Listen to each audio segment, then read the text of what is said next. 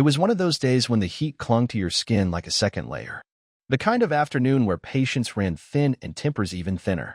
The small outdoor market in Kowloon was swarming with people, vendors calling out their prices, mothers bargaining over fish and fruit, the thick scent of roasted chestnuts mixing with diesel fumes from scooters weaving through narrow spaces. Jackie Chan adjusted his baseball cap and sunglasses as he moved quietly along the row of stalls, practically unnoticed. He liked it that way. Anonymity wasn't something he often got, not in his home city. But today was different. No cameras, no red carpets. Just a quiet day to himself, picking up fresh produce for his elderly aunt who lived nearby. Something he did every Sunday when he wasn't filming. Something that reminded him he was just a man, not a superstar. As he reached for a bundle of green onions, he noticed something. A shift in the air. The kind of shift he'd felt 1,000 times before, on movie sets, in dangerous stunts, during accidents. It wasn't the sound of laughter or haggling. It was sharper, colder. A voice. A woman's voice. "Are you deaf?" She snapped, her tone cutting through the hum of the crowd. "I said I wanted paper bags, not plastic." How hard is it to understand that? Jackie turned his head. It took him less than a second to find the source. She was standing at stall 17, one hand on her hip, the other waving a long, manicured finger in the air. Her expensive handbag swung dangerously close to knocking over a basket of oranges. And in front of her, standing awkwardly behind the counter, was a young man. Maybe 22 or 23. His name tag read Leo. His uniform hung slightly off his narrow shoulders. His hands were shaking as he tried to fold a paper bag, his fingers fumbling at the seams. Leo had Down syndrome. That much was clear. So was the panic that was slowly spreading across his face like water seeping into paper. "Unbelievable," the woman continued, loud enough for half the market to hear. "How did someone like you get hired here? Are they just giving jobs away to anybody these days?" For a moment, nobody moved. The other customers in line shifted uncomfortably. A middle-aged man checked his phone. A woman with 2 kids whispered something to them, pulling them a little closer. No one spoke. No one stepped in. Except Jackie. But not yet. Not yet. He watched, his hand still holding the green onions, as Leo's face turned red. His lips moved, but no words came out. He just kept trying to get the bag right. And failing. His breath came faster now. A slight wheeze. His eyes darted left and right, searching for someone, anyone, to make it stop. The woman wasn't finished. "I swear, it's like talking to a wall." She slammed her hand down on the counter, making the stack of bags jump. Leo flinched, dropping the bag completely. Jackie's fingers flexed around the onions. The weight in his chest grew heavier. And in his mind, a memory rose, him at 8 years old, sweeping the floor of his father's kitchen, trembling under the sound of someone yelling that he was too slow, too stupid, never enough. He took one slow step forward. But the woman still wasn't done. Not by a long shot. Jackie stood where he was for a moment longer, quietly observing the scene while the noise of the market dulled behind the sharp tone of the woman's voice. She was in her late 40s, wearing a pressed white blouse and a pair of black slacks that fit like they were tailored for her. Everything about her was calculated, the polished shoes, the tight bun holding back unnaturally dark hair. The clipped movements of her hands that now rested impatiently on the countertop, as if this whole interaction was an inconvenience forced upon her by someone far beneath her time and status. She made no effort to lower her voice, as though she believed it was not only acceptable but necessary for everyone nearby to hear exactly what she thought about the employee in front of her. "I shouldn't have to explain basic tasks to a cashier," she said, her mouth tight, her eyes sharp and unkind as they stayed fixed on Leo like he was an object instead of a person. "Bag the groceries properly. Or maybe they didn't cover that in your special classes." The sentence hung there longer than it should have. People glanced up from their baskets, their gazes flickering toward the checkout where Leo was now holding a small plastic container in both hands like he wasn't sure where to put it anymore.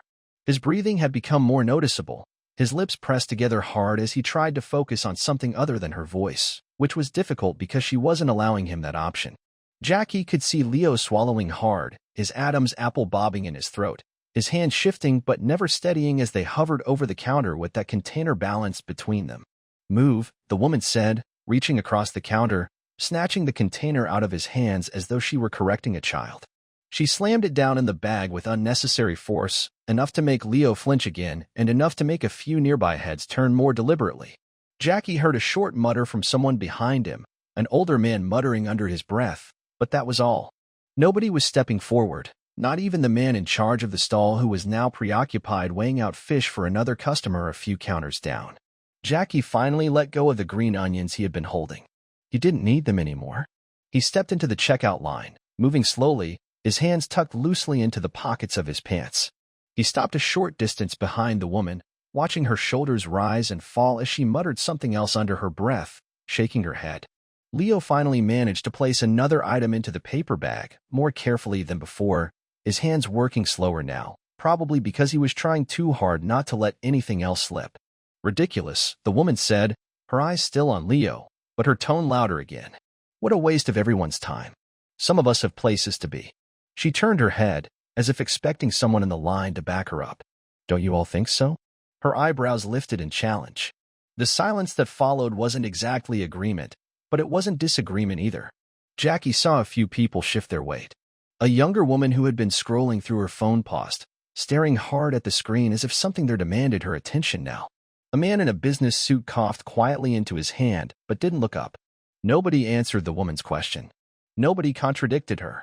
Leo finished bagging the next item, glancing at the line of people briefly before his gaze dropped again. His lips pressed tightly together once more. Jackie saw how he held his breath, as though he was trying to shrink inside his own skin. His hands shook a little more now. The woman sighed loudly, her lips smacking together in exaggerated irritation. She grabbed her wallet out of her handbag and practically threw a handful of bills onto the counter. Forget the rest. I don't have time for this, she said, her tone dismissive, her fingers flicking toward the items still left unbagged on the side. If management has any sense, they'll hire someone who knows how to work. Jackie took one more step forward. He stopped just beside Leo, who now stood still, looking down at the counter as if afraid to meet anyone's eyes. Jackie looked at him first before glancing at the woman, who was already halfway turned toward the exit. Excuse me, Jackie said, his voice steady, level. The woman paused but didn't turn completely around. What? She snapped over her shoulder, her fingers tightening around her handbag. Jackie kept his voice calm. You forgot your change, he said. He lifted a small pile of coins from the counter and stepped toward her, extending his hand. He could feel the tension coming off the people around him, as if they were waiting for something they couldn't quite predict yet. The woman glanced at the coins, then at Jackie's face. She didn't recognize him. At least, not immediately. She took a breath like she was about to say something else, probably another complaint or insult, but then she hesitated. Jackie could see the flicker of confusion. Recognition was creeping in now, but not fast enough to stop her next sentence. Keep it, she said flatly. Maybe he can use it to take a class on how not to waste people's time. Jackie didn't move his hand. He kept it extended toward her. No, he said, still calm. You should take it. The woman frowned at him properly this time, turning fully to face him, her eyes narrowing as she took in his face again, slower this time, and Jackie could see the moment it clicked. Her posture shifted ever so slightly, like she was trying to reorient herself now that she realized who she was standing in front of. Her mouth opened, but she didn't say anything yet. He placed the coins down on the counter carefully, like they mattered more than they did. He didn't raise his voice, didn't need to. He's not wasting anyone's time, Jackie said. You are. The silence that followed was different from the earlier one.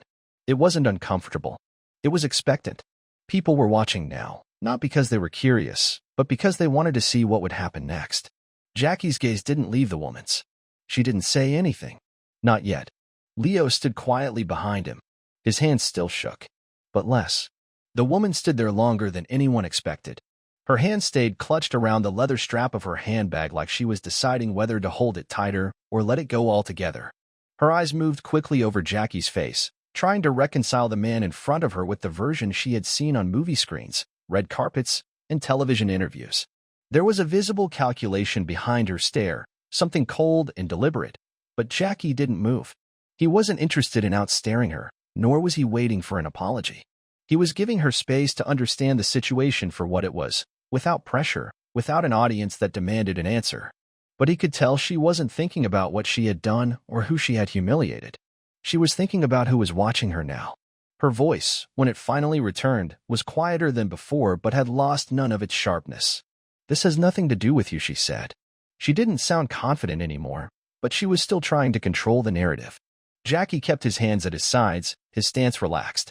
It has everything to do with me, he said, not because of who he was but because someone had to say it. He watched the people behind her shift closer, some of them stepping out from behind their baskets, their attention no longer distracted by their phones or the produce. Nobody said anything, but it was clear they were not just spectators anymore. They had crossed the line into witnesses. I was trying to help him, the woman added quickly, her tone defensive now. He was struggling. I was pointing out how to do the job faster. If anything, he should be grateful. Jackie didn't look away from her as he spoke again. He wasn't struggling until you made him struggle, he said evenly. You didn't help him. You embarrassed him. The woman took half a step back. Jackie noticed it but didn't comment. She shook her head and turned as if to leave, but then she stopped again. It was clear she was wrestling with herself. She glanced toward the line of customers, who were still standing there in silence, waiting for her next move. For a moment, it looked like she might offer some version of an apology, one that would save her pride and let her walk out without further damage, but it never came. Instead, she straightened her shoulders and said, I don't have time for this. As she turned fully to leave, Jackie heard the rustle of plastic bags behind him. He looked back to see Leo still standing at his post, his hands moving carefully as he bagged the next customer's items. His movements were slow, deliberate, but steady now. There was no shaking, just a careful attention to detail. The woman's groceries remained on the counter, half-packed, but she didn't seem to care anymore. She walked past Jackie, past Leo, and through the sliding doors at the market entrance without another word. For a long moment, the only sounds were the faint hum of the overhead lights and the dull scraping of plastic baskets against metal as customers shuffled forward in line. Then a woman with a cloth shopping bag stepped forward and placed it on the counter in front of Leo. She smiled at him and spoke clearly. You're doing a good job, she said, as if this was the most ordinary thing to say in the world. Leo's hands paused for a second. Then he gave her a small nod and started scanning her items, methodically placing each one into the bag with care. The line moved again, not with the awkward silence that had filled the air before, but with a quiet sense of normalcy. Jackie stepped back from the counter and watched as things slowly returned to what they had been before the woman had arrived. But something about the atmosphere was different. There was an awareness now that hadn't been there earlier. People spoke more quietly to each other. They watched Leo without watching him, giving him space while still offering him their attention. Jackie stayed where he was for a few more minutes, not out of reluctance to leave, but because he wanted to make sure Leo was okay. He saw the manager approaching from the far end of the market, his expression already concerned as he took in the remnants of what had just happened. Jackie could tell by the man's face that he hadn't seen everything, but he had seen enough. The manager stepped in beside Leo and said something too quiet for Jackie to hear. Leo nodded in response but didn't stop working. Jackie noticed how the manager's hand rested lightly on Leo's shoulder for a moment before he turned his attention to the half-packed groceries still sitting on the counter. The woman's abandoned items were quietly placed into a box by one of the other workers. No one made a big deal about it. No one asked if she was coming back. It was like her absence had erased any need for explanation. Jackie finally stepped away from the counter, heading toward the entrance. As he passed by a group of customers near the fruit stall, he heard them speaking in low tones. Was that really him? One man asked. Yeah, Jackie-chan, a younger woman said. She didn't sound excited. She sounded thoughtful, like she was still processing what she had seen. He didn't have to say anything, another voice added. Jackie didn't pause to listen to the rest. He kept walking, slipping his sunglasses back on as he stepped outside. The sunlight was brighter now than when he had arrived, but he didn't squint. He stood there for a few seconds, breathing in the humid air of the city, the sounds of car horns and conversation blending into the background as he pulled out his phone and checked the time. He didn't feel like a hero. He wasn't interested in what anyone might write about him if word got out. He had done what he thought anyone should have done, but he knew not everyone would. As he crossed the street, heading toward his aunt's apartment a few blocks away, his phone vibrated. A text message from his assistant reminded him about a meeting later that afternoon. He replied with a simple confirmation and kept walking. He knew Leo would still be at his post, finishing his shift. He hoped the manager would check on him again. Maybe some of the other employees would offer him a kind word or two before the day ended. Jackie had no control over that part of the story. He had only played his part. But something told him Leo wouldn't forget this day, and neither would the people who had been there to see it. The next morning, the market opened at the same time it always did. The staff arrived early, unlocking the doors, wiping down the counters, and pulling out the crates of fresh produce to line the narrow aisles. There was a rhythm to it that was familiar to everyone working there. Leo arrived 15 minutes before his shift, as he always did. His uniform was pressed, his name tag polished, and his backpack hung from his shoulders, worn but clean. He walked past the fruit stall, where an older vendor nodded at him in greeting, and he smiled back without hesitation. His steps were steady this time, not like the day before when his hands had trembled before they even touched the register. Jackie had spent his morning in a different way. He had made it to his aunt's apartment after the incident at the market the previous day, and had spent a quiet evening helping her sort through some boxes she insisted needed to be dealt with before the end of the week. They had dinner together, nothing fancy, just steamed fish, rice, and vegetables. He listened while she talked about her neighbors, about how the young couple on the fourth floor was expecting their first baby, and about how she still didn't trust the new mailman because he always arrived late. She didn't mention the videos or the news. She didn't bring up the fact that Jackie's name was already spreading through the internet after what had happened at the market. She never had much interest in those things. For her, Jackie was her nephew, the one who used to get into fights at school and the one who fell out of a tree and broke his wrist when he was 8. She told him to go to bed early and to stop working so hard. By late morning, Jackie found himself walking through the city again. He didn't plan on stopping by the market. He had no reason to, but his route brought him close to it, and before he could talk himself out of it, he was standing in front of the same entrance he had left the day before. This time, there was no crowd, no argument, and no woman shouting over a quiet young man. It was just a regular morning, people moving about their routines. But as he stepped inside, he noticed something different. There was a sign posted near the entrance, one of those temporary whiteboards that usually listed specials or store promotions. Today, there was a handwritten message on it in both Chinese and English. It read, "Kindness is free. Respect is expected." Jackie stood there for a moment, reading it twice, then made his way toward the registers. Leo was working the same line as before. His movements were slow but confident. He greeted every customer with the same polite nod and smile. When he handed back change, he counted it carefully, double-checking before passing it over. The customers were patient. Jackie stood to the side, watching. He saw people waiting without shifting their weight from foot to foot, without glancing at their watches, without sighing loudly. One woman handed Leo a bottled drink and told him to keep it for himself later. Another gave him a folded piece of paper. Jackie caught a glimpse of it as Leo slid it into his pocket. It was a drawing, something a child had made in colored pencil. "Back again," a voice said from behind him. Jackie turned to see the manager standing there, wiping his hands on his apron. "I was hoping you'd come by."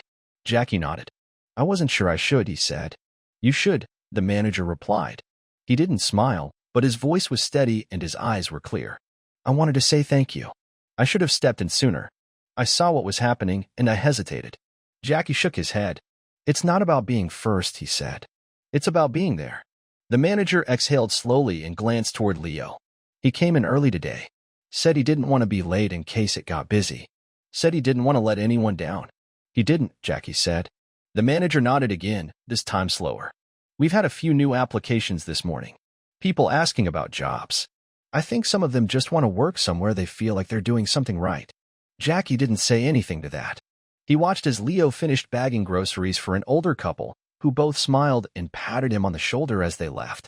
Another customer stepped up next without hesitation. Jackie realized he hadn't seen anyone pull out a phone since he walked in. No one was recording anything now. "He knows who you are," the manager said after a pause. "Leo, he figured it out last night." Jackie glanced back toward him. "I'm just someone who was here at the right time," he replied. "That's enough." The manager gave a short nod. "That's what I told him you'd say." Jackie stayed for a few minutes longer, then gave a short wave toward Leo, who noticed but didn't stop his work. The acknowledgement was enough. Jackie turned and walked toward the exit, the air cooler outside than it had been the day before. There were no reporters, no crowds waiting for him to give a statement, just people carrying groceries, moving through their day. As he made his way down the street, he heard his phone buzz in his pocket. Another meeting reminder. He answered it without thinking, confirming his schedule for the afternoon. Business as usual. But he knew something had changed in that market.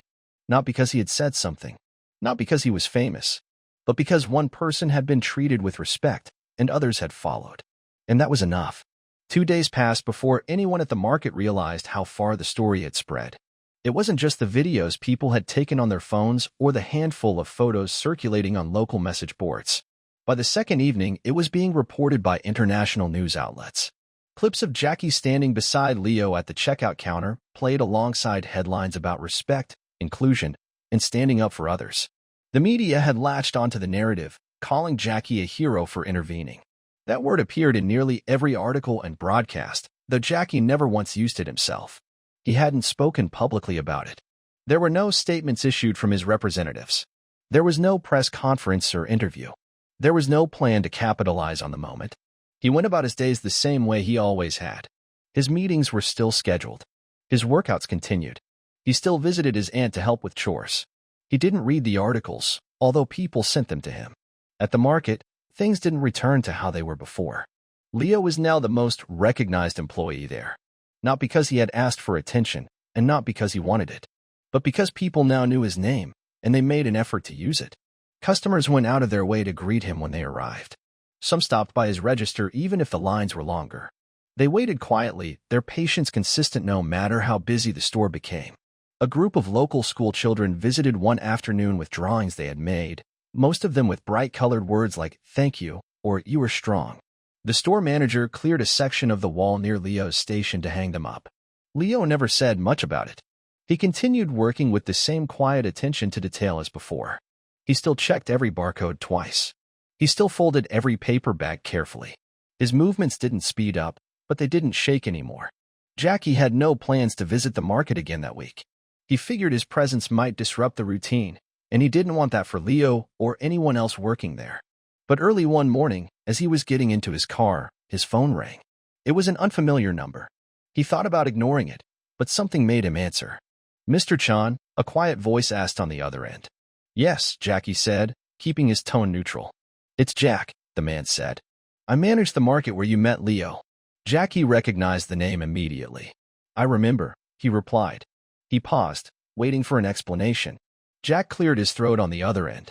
"I wanted to let you know we're holding a small staff meeting today," Jack said. "We're putting something together to talk about inclusion, about respect. We're changing some of our hiring practices. Training too."